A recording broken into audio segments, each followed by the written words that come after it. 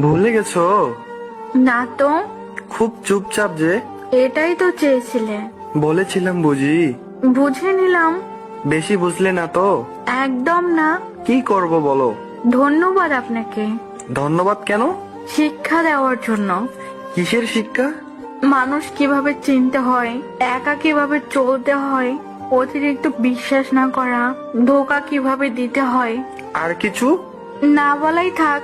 অবহেলা কি বেশি করেছি? একদমই না। ক্ষমা হয় না? আমি তো কেউ না। তুমি আমার সব।